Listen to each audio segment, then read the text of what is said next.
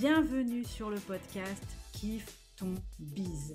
Je suis Meriem, votre hôte, coach formatrice chez Meriem Be Happy, et c'est avec un immense plaisir que l'on se retrouvera chaque jeudi pour un nouvel épisode dans la joie et la bonne humeur.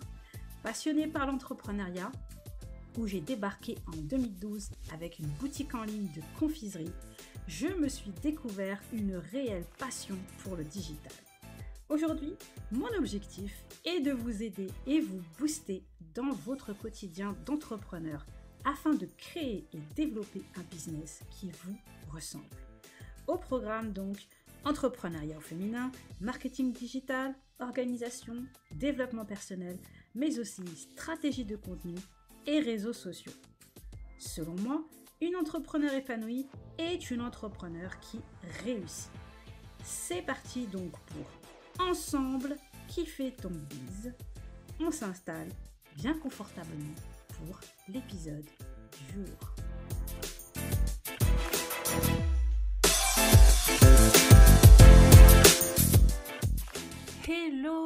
Hello tout le monde, je suis ravie de vous retrouver pour un nouvel épisode du podcast Kiffe ton biz. Alors, aujourd'hui, j'ai décidé de vous parler batching. Oui, à nouveau. Alors, je vous en avais déjà parlé dans l'épisode 10 du podcast où je vous partageais mon expérience avec le batching 3 ans après. Mais mine de rien, cet épisode date de plus d'1 an et il fait partie de mes épisodes de podcast les plus écoutés. Et surtout, depuis cet épisode, eh bien, il faut savoir que j'ai totalement changé ma méthode pour le batching et je vais vous expliquer aujourd'hui pourquoi et comment. Mais avant d'entrer dans le vif du sujet, eh bien, comme d'habitude, petite promo du podcast. Si vous aimez le podcast, si vous aimez le contenu, eh bien, ce serait vraiment génial que vous puissiez prendre le temps, là, maintenant, tout de suite, en mettant pause, d'aller mettre une petite note et un avis sur l'application podcast. Alors, il faut savoir que le podcast, c'est un contenu gratuit. Voilà, c'est du contenu que je vous partage, que j'ai énormément de plaisir à partager avec vous. Mais bien évidemment, eh bien, le meilleur moyen de m'encourager, c'est justement de mettre cette petite note et cet avis. Et c'est ce qui va aider le podcast à se faire connaître auprès de plus de monde. C'est ça mon objectif, hein. Même si, comme je vous l'avais déjà dit dans un épisode précédent, à ma très grande surprise, je suis écoutée dans de nombreuses villes à travers le monde entier. Et ça, franchement, ça fait grave plaisir. Voilà. Sinon, je vous rappelle aussi que vous pouvez toujours rejoindre la liste d'attente pour ma nouvelle formation Design ton biz avec Canva. Et d'ailleurs, cette semaine, je suis assez satisfaite de moi car j'ai enfin réalisé le petit visuel de cette formation que je vous partage bientôt sur les réseaux sociaux. Donc, sans plus attendre, entrons dans le vif du sujet et déjà, eh bien, on va voir un petit peu, parce que peut-être que malgré tout, depuis tout à l'heure, vous écoutez et vous vous demandez un peu de quoi je vous parle. C'est quoi le batching?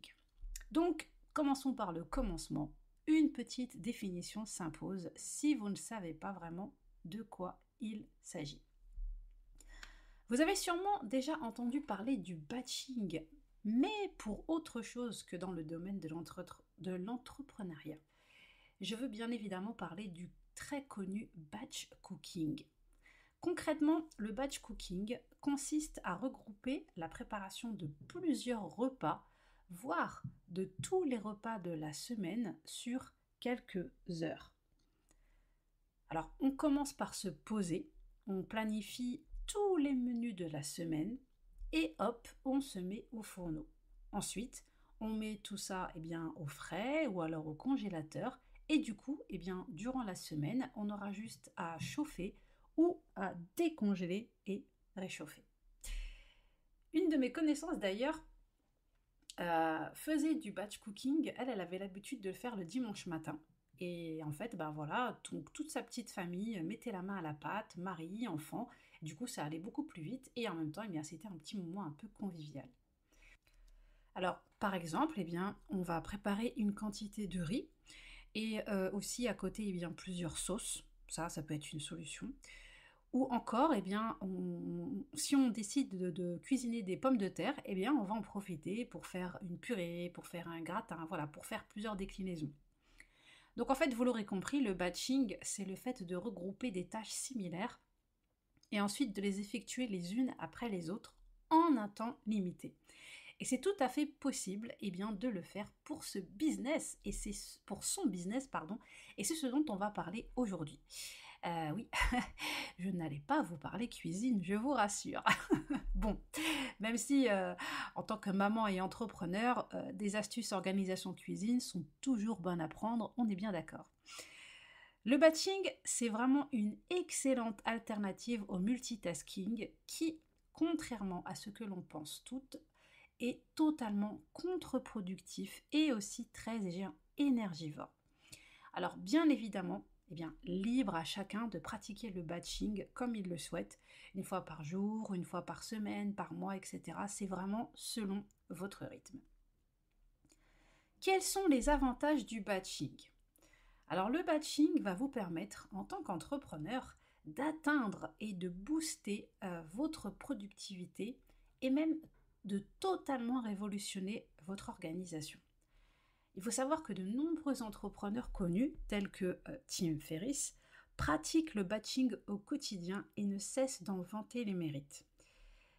Le batching, c'est l'art de programmer son cerveau de manière à ne traiter qu'une seule chose à la fois. Et ça, c'est ce qui va vraiment booster notre concentration.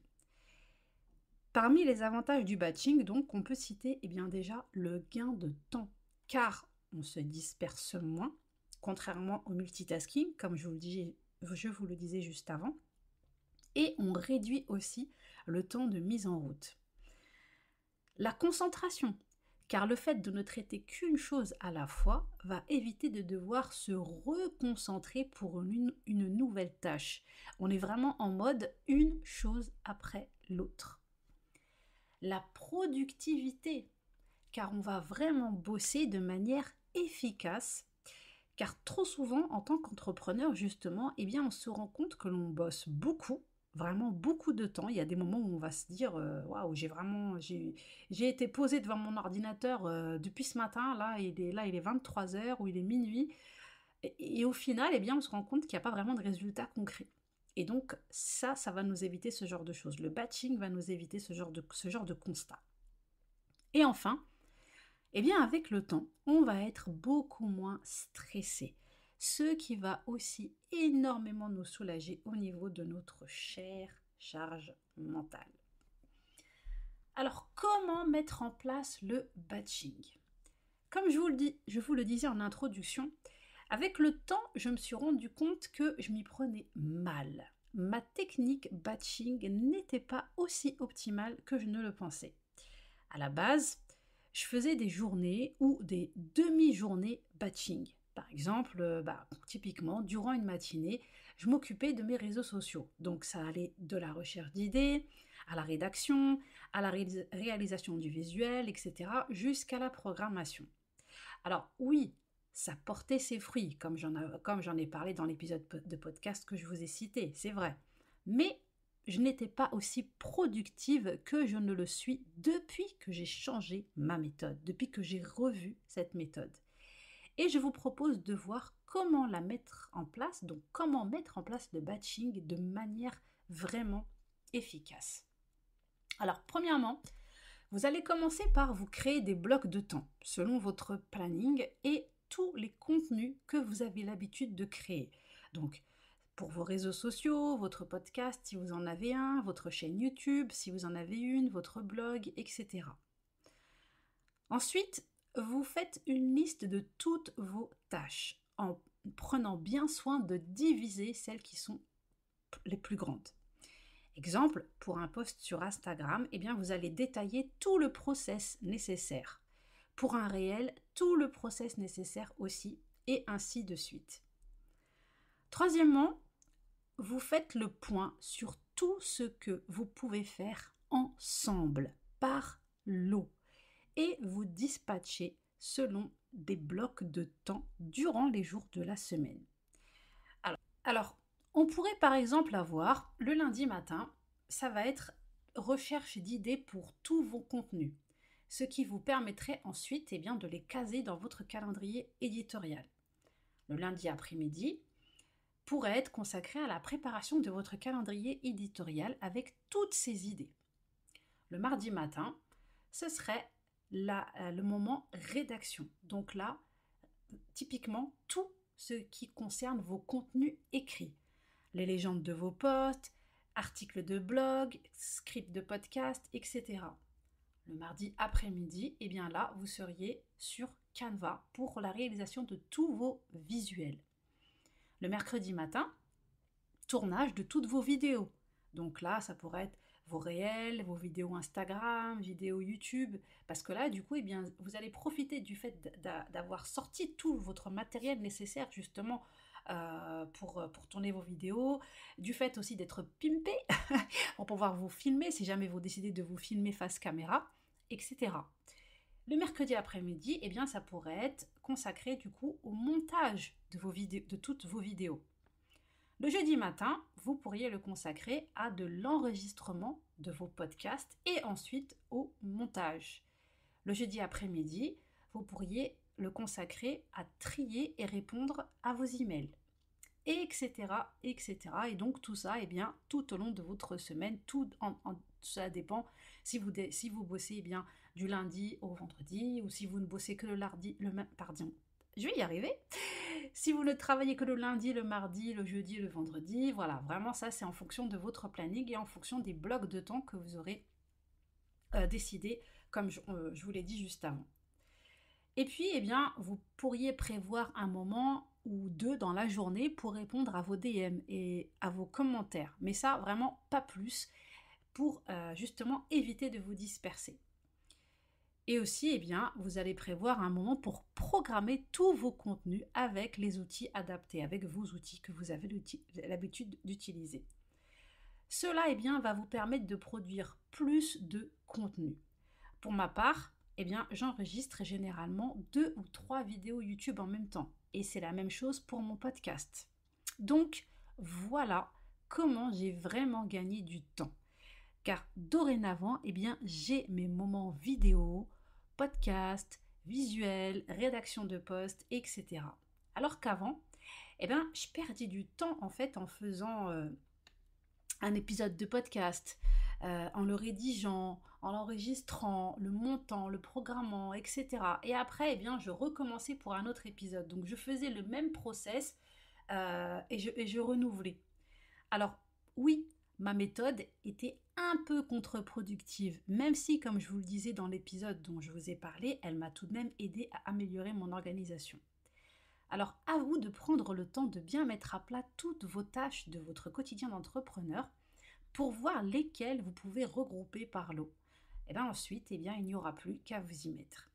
D'ailleurs, comme nous avons pu le voir avec le batch cooking, vous pouvez tout autant adapter le batching à votre vie perso. Tout simplement. Voilà, notre épisode touche à sa fin, en espérant vraiment que le contenu vous sera utile comme toujours et surtout qu'il vous aidera à mettre en place le batching vous aussi pour être encore plus productive et aussi améliorer votre organisation dans votre quotidien d'entrepreneur. Il est clair que nous avons tellement de choses à faire, surtout que tant que l'on n'a pas la possibilité de déléguer, c'est encore plus difficile.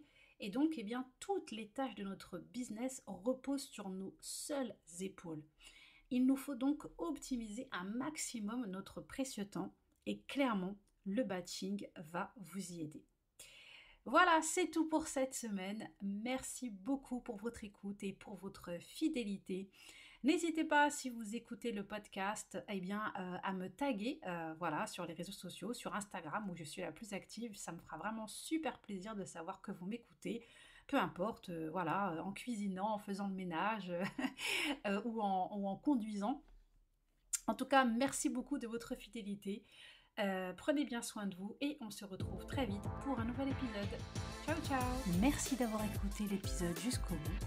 Vous pourrez retrouver toutes les ressources mentionnées dans les notes de l'épisode sur le blog meriembehappy.com. Et si le podcast vous plaît, eh bien n'hésitez pas à aller lui mettre une petite note et un avis sur l'application Apple Podcast. Merci beaucoup.